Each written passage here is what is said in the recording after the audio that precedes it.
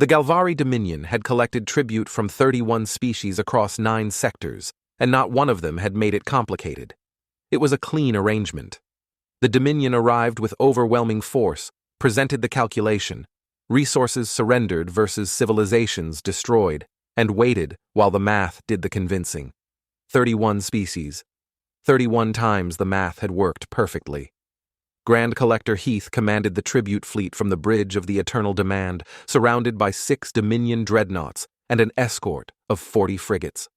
A force that had once made an entire planetary government surrender in under 4 minutes. He watched the human homeworld's blue-white curve on the view screen with the mild satisfaction of a man who already knew how the next hour would unfold. "Hail them," he said, straightening his collar.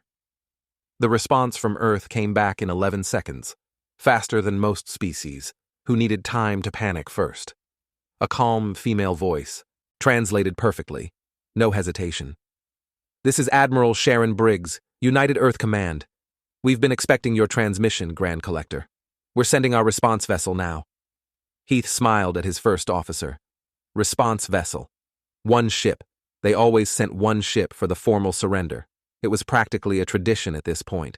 The human vessel that dropped out of FTL 60 seconds later did not look like a surrender ship. It looked like something that had survived things that should have killed it and come back angrier. Sleek, dark, running hot. Its drive signature alone made Heath's chief engineer mutter something uncomfortable under his breath. No diplomatic markings, no white hull, just a human frigate sitting in the dark between his fleet and their world, perfectly still, perfectly patient. "They sent 1 ship," his first officer said slowly.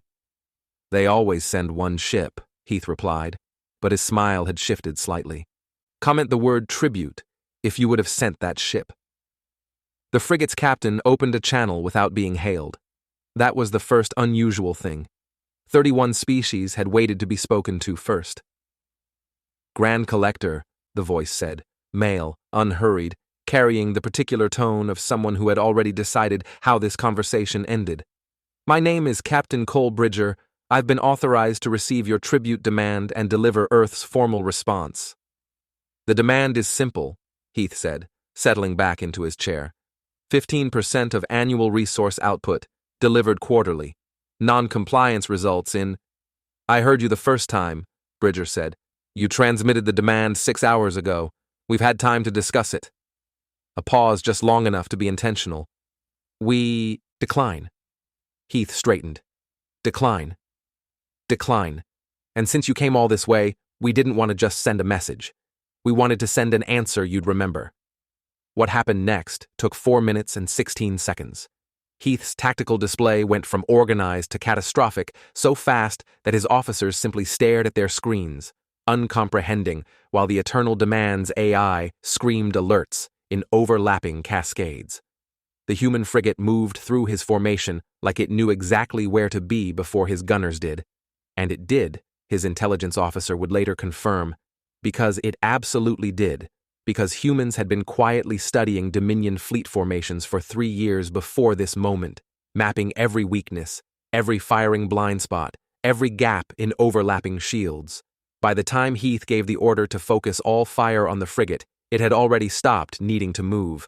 When the escape pods launched, his crew, all of them alive, unhurt, packed into Dominion standard emergency capsules with almost insulting care. Heath's last view through the Eternal Demand's failing view screen was Captain Bridger's ship-holding position, watching them go, unhurried, as a planet.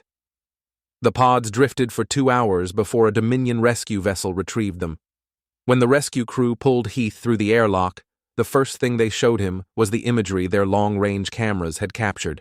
The wreckage of 6 dreadnoughts and 40 frigates scattered across the collection point, and at the center of it, 1 human frigate, intact, already turning for home. The second thing they showed him were the words their cameras had captured carved into the hull of the Eternal Demand before it was left to drift. Deep, clean cuts through Dominion battle steel in 17 languages so there would be no confusion. "Send better ships." And below it, in letters 3 meters tall, "Tribute." Heath stared at the image for a long time. "Send word to High Command," he said quietly. "We are removing humanity from the tribute list." His first officer hesitated. And what reason do we give? Heath looked at the words carved into the hull of his flagship by a single ship that hadn't even bothered to hurry. Professional courtesy, he said. Follow and share this story for more sci-fi shorts, and drop a comment telling us what 3 words you would have carved into that hull.